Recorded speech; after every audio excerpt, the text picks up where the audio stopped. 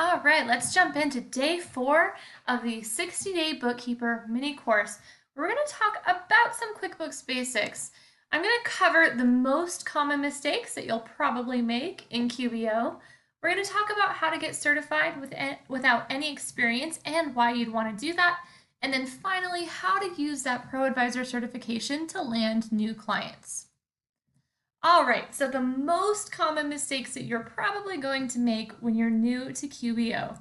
Number 1, duplicating transactions. So the QuickBooks Online bank feeds make it feel like things are really, really simple and straightforward. You jump in, you connect their bank accounts to QBO, it pulls in all the transactions that have cleared the bank account. From there, you have the option to add, match, or transfer transactions from the bank feed center, and it's important to understand the difference between those 3 items. They seem straightforward, but I see people mess this up every single day. So when you click add, you are creating a brand new transaction in QBO. Now, if you have a client who does not manually enter a single thing in QuickBooks, you will add every single time.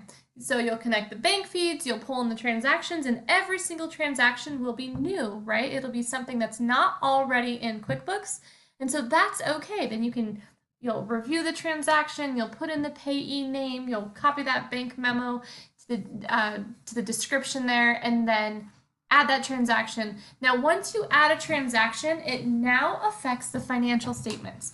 So all of the transactions that are sitting in the bank feed center, you can think of those as being in limbo. They have no effect on the financial statements because they aren't actually in QuickBooks yet.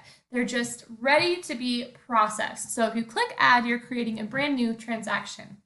Now, if you do record transactions in QuickBooks Online manually, you should be matching the transactions. And so what do I mean by that? If your client, for example, has you enter their bills and then they print checks out of QuickBooks to pay the bills, those transactions should be matched when they come through the bank feeds because the transaction has already been recorded. Now, if the bill payment comes through the bank feed, so let's say we have a vendor and we had a bill for that vendor for $500 and we wrote check number 1000 for $500 to that vendor, and then that transaction clears the bank account and comes through the bank feed.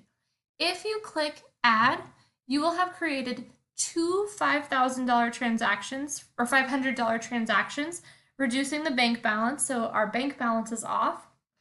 And you will also have duplicated the expense to that vendor because you'll have basically created the exact same transaction twice.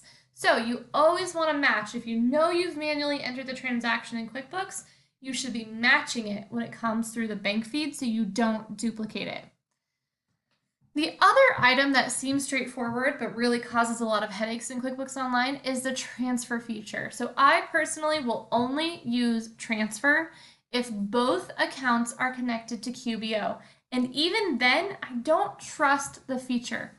So let's say you have a checking account and a savings account, and the client transferred $100 from the checking account to the savings account.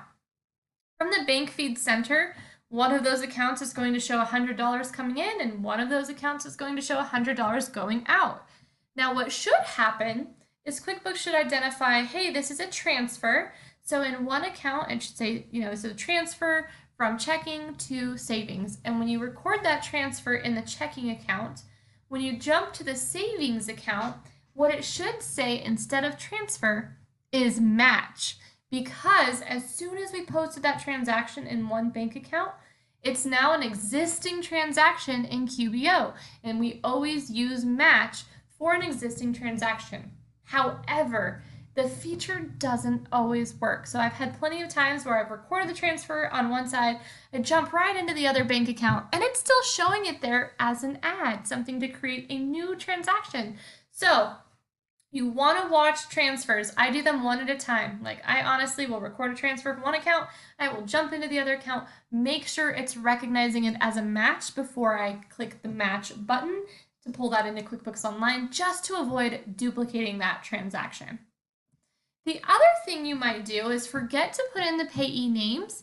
So when you pull in transactions, it's really easy to miss adding those from the bank feed center because QuickBooks Online, there's two things that it'll do. One, it'll leave it blank, but you'll see the payee name in the memo or the description, and so you might miss that that's the wrong column, that you haven't actually entered in the payee name.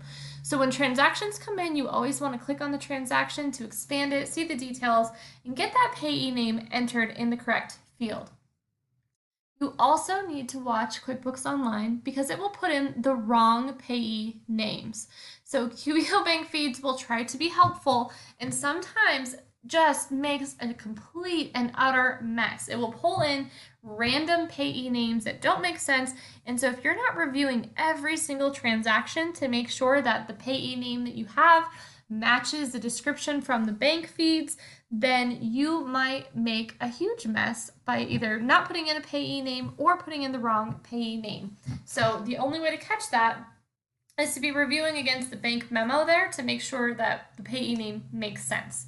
So those are your most common mistakes that you're probably going to make as you start out in QuickBooks Online. So hopefully this quick little tutorial will help you avoid those mistakes and be hyper vigilant about how you handle adding, matching, and transferring transactions, and then making sure that the information is complete and accurate before you hit the button. The key lesson here is do not trust QBO because although it's good and getting better, it's not great at knowing what the transaction should be recorded as.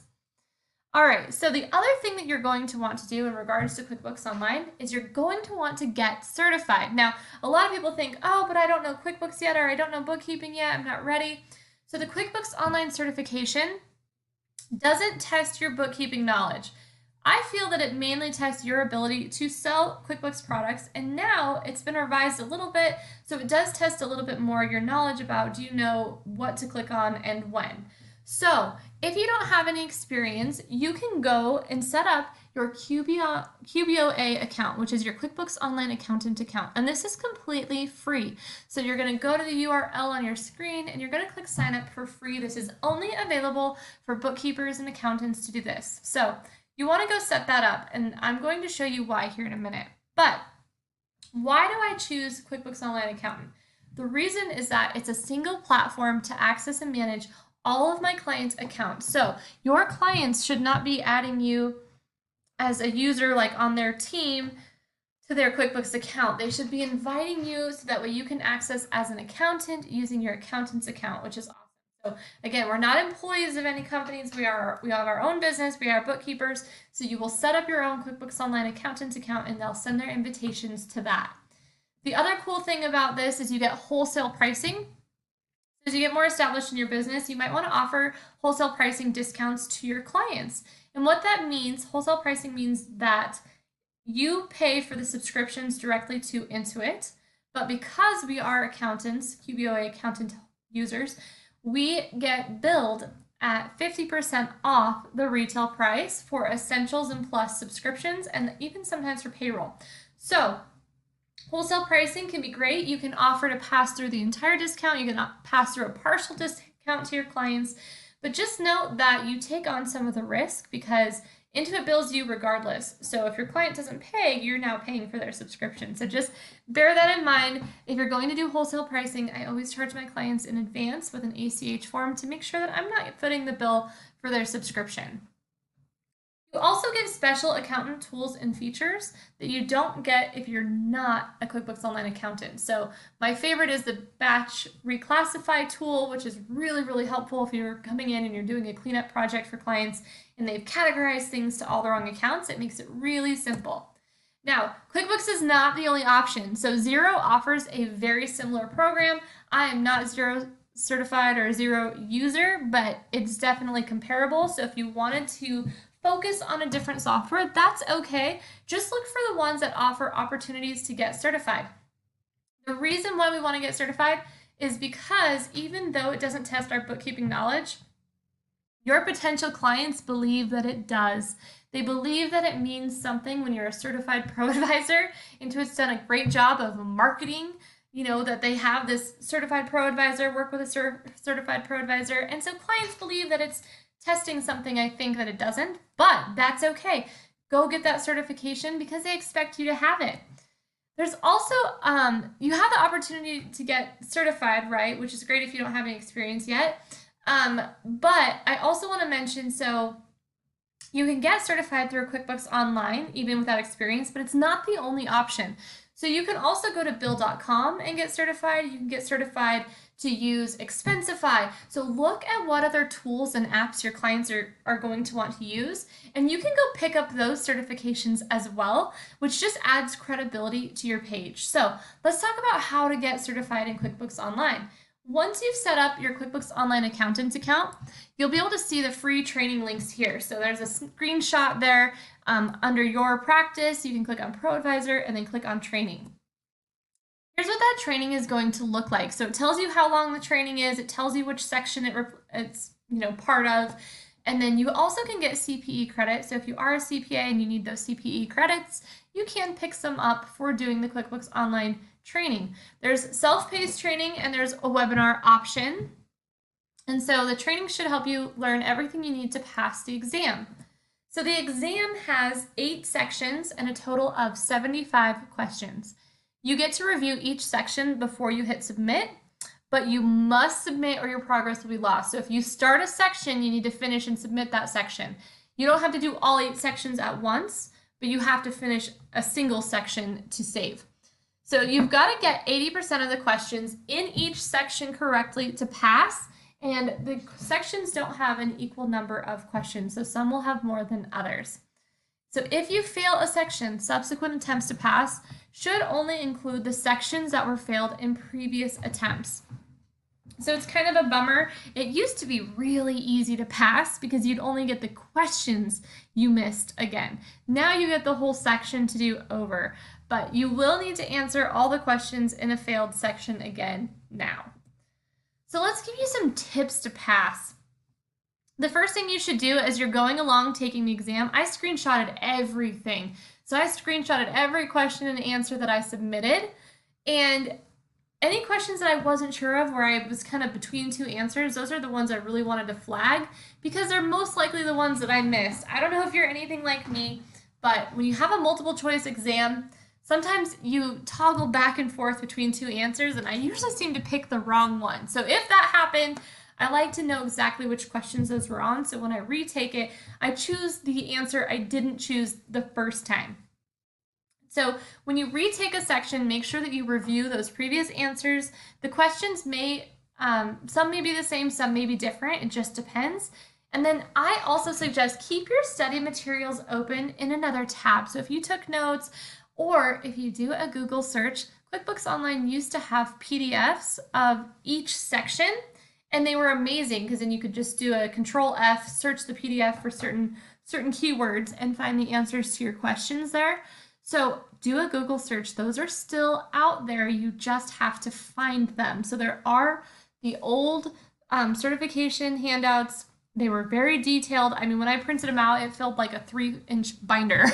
So there's resources out there that are available to you other than just the QuickBooks Online training, so I highly recommend you go check those out. Now, if you do sign up for the QuickBooks or for the 60-day bookkeeper course, I do give you some tips and I do teach you a lot about QuickBooks, which will also help you pass the certification exam. So just, if you've tried.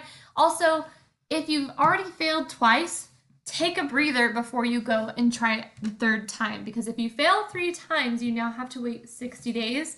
So again, jump into those Facebook groups, figure out where you're struggling. You can't, expect students to give you the exact answers to the questions, but if you post your question, you can get some feedback and some guidance from other bookkeepers in those groups to help you figure out where you went wrong.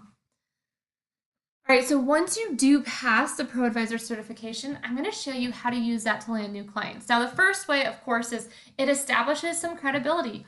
Your prospective clients think it means something to say that you're a QuickBooks Online ProAdvisor. So that's one way that it's going to help you land new clients. The other way is that you get to sign up for the ProAdvisor directory. Now, sometimes clients will use this. They'll come here and they'll search for an accountant.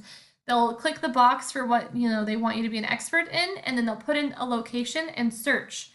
If you've set up your profile, this is something like what they would see. This is what my profile looks like. Now, I haven't used this nearly as much as some other people, but I've gotten a lot of leads off of it where people have reached out to me. You'll see that it shows your certifications on the bottom left. So once you're certified, you'll have a little flag there. It shows your, the first sentence or two of your profile. It shows the services. So you select all of the services that you are prepared to offer. That way, when people are searching and filtering, you don't get filtered out because you didn't click the box. I also make sure that I've marked the box for offers free consultation. That makes my profile stand out a little bit from people who don't. So what'll happen here is they'll search in their location, they'll find your profile, they can click on it, and then it lets them email you directly through the ProAdvisor network to tell you what they're looking for, what they need help with. Now, the best way to be successful with this is to assume that you're not the only person that they messaged. So as soon as you get that email notification, I jump on the phone. Like, I give them a call right then before someone else does, because one of the best ways to land clients is to show that you're the most responsive. If you call them before someone else does, more than likely you're going to get the client over that other person because they might hire you before they ever even talk to anybody else. So tomorrow we're going to go deeper into the bookkeeper sales funnel and really how to be marketing yourself and getting in front of clients. But here's a good place to start is learning a little bit about QuickBooks Online, get that ProAdvisor certification, and get your profile set up. Now, if you do have an interest in the 60-day bookkeeper course, there should be a little button that pops up under this video that you can click on and go see the details of the course. Otherwise, watch your inbox for tomorrow's lesson. And as always, if you have any questions, please jump into that Bookkeep Anywhere Facebook group, share your questions, share your insights. Let us know if you liked today's lesson, and we are looking forward to engaging with you and growing and networking in that group.